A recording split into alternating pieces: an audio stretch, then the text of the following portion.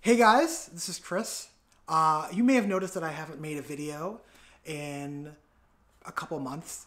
I was wrapping up my last semester at university, and I'm happy to say that I am finished now, and I'm in a position to produce more videos, which is great because I really love talking about D&D and making YouTube videos, and I've been wanting to make a video about this particular topic for some time.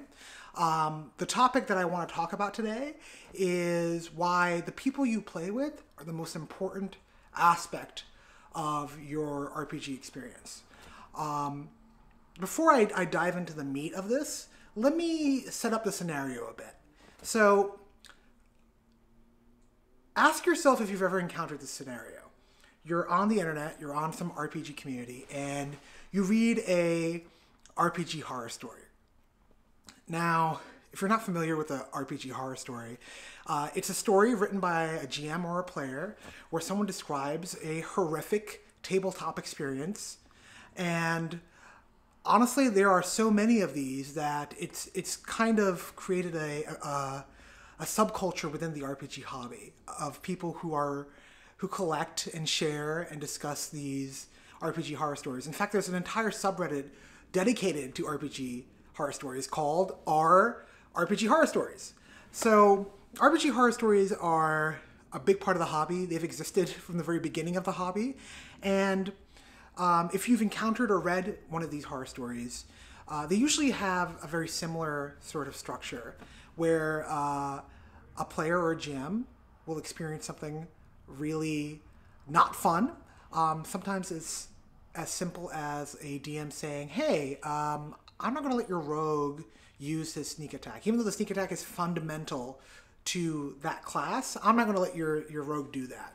Sometimes it's a lot more intense what a player or a DM does. Sometimes it's straight up, sometimes it's the kind of thing that I can't actually even recount in a video like this. Like it gets really quite intense.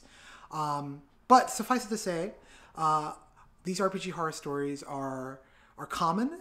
They often describe quite ridiculous things, offensive things, disturbing things. And if you've read enough of these stories, you might notice that what happens is that the person that's writing the story will eventually, they'll say something to the effect of, yeah, and so, the DM or the player, they did this horrible thing, and, I continued playing for another 12 sessions.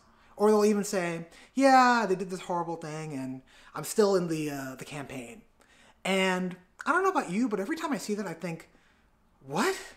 What are you talking about? You just described this DM doing something horrific, like almost borderline offensive, and you're still playing? What is happening? That really surprises me, and I see it way more often than I would expect. I would expect, this is what I think is supposed to happen. A DM does something really offensive or weird, and the player reacts to it by saying, that's super weird. I don't want to play in this game anymore. I'm going to leave. That's what I think should happen, but it doesn't happen. Not as often as I think it should. There's this weird tendency in D&D and in role-playing to tolerate more than we should, and to play with people that don't like us, and we don't like them. There's this weird willingness to tolerate the company of people that we wouldn't associate with outside of the hobby. Let me reframe this a little bit.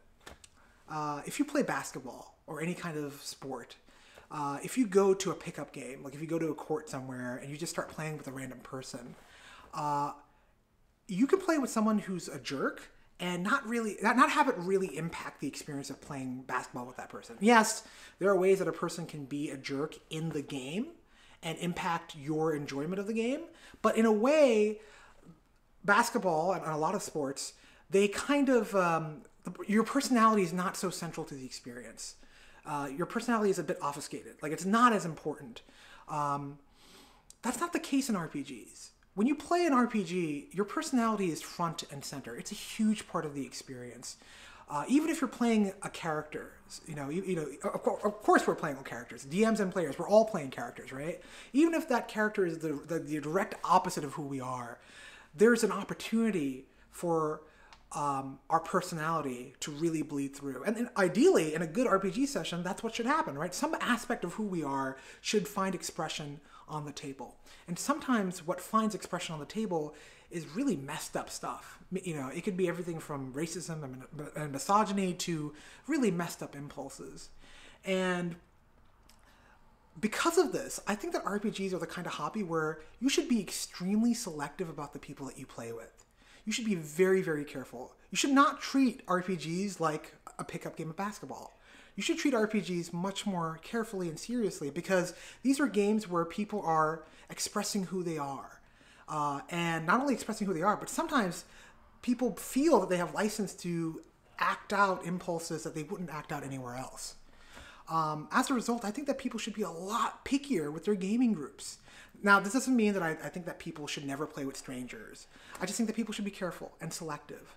And most importantly, if you play a game and you think that the GM or any of the players are being inappropriate, if they're making you feel uncomfortable, if they're just being mean to you, maybe they're not even doing anything wildly inappropriate, but they're just mean. They're not nice people. And you wouldn't, you know, grab a beer with them or hang out with them in any context outside of RPGs. Don't play. You know, stop playing. It's okay. You don't have to play with these people. You don't have to play with strangers, or rather, you don't have to play with people you don't like.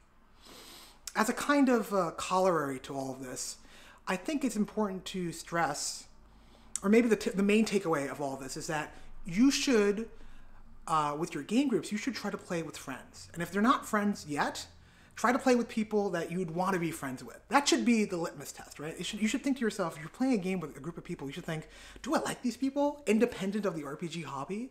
Would I enjoy hanging out with them if we were not doing D&D? You know, if the answer is yes, you probably have a pretty good gaming group. So yeah, that was just my PSA for the holidays.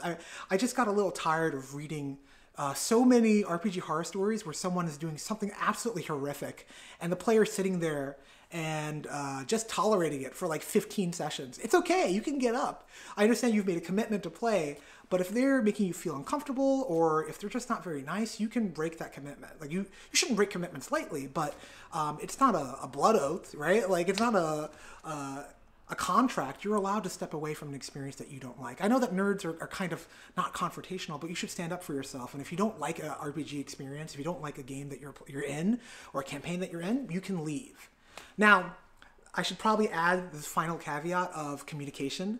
You know, if you're in a game that you don't like, you're playing with a DM that's, you know, has completely nerfed your character, or your players are just wildly inappropriate, and they don't respect your boundaries, or they're covering topics that you yourself have said that you don't want explored in the game.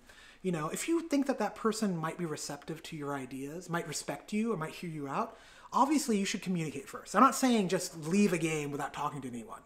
You know, I definitely believe in that. If you think that a person, you know, your GM or players might respect you and at least listen to you, you should definitely try that. I know that, again, nerds don't like to confront other people. It's not a fun experience. It's definitely not fun, especially for something as trivial and something that's supposed to be as innocuous as D&D. Why are we having this, you know, heavy conversation? But it's important if you want to keep the game going and if you want to have fun. But, you know, sometimes you're in a game and something happens and you know that there's just no way that these people are going to see eye to eye with you, that their conception of fun doesn't match your conception of fun, or if they might just be mean people. You know, like I've played games with straight up mean people, and you know, when I was younger, I would just sit around and continue to play games with these mean people. And honestly, I shouldn't have done that. I should have stopped playing with those people way earlier than I did.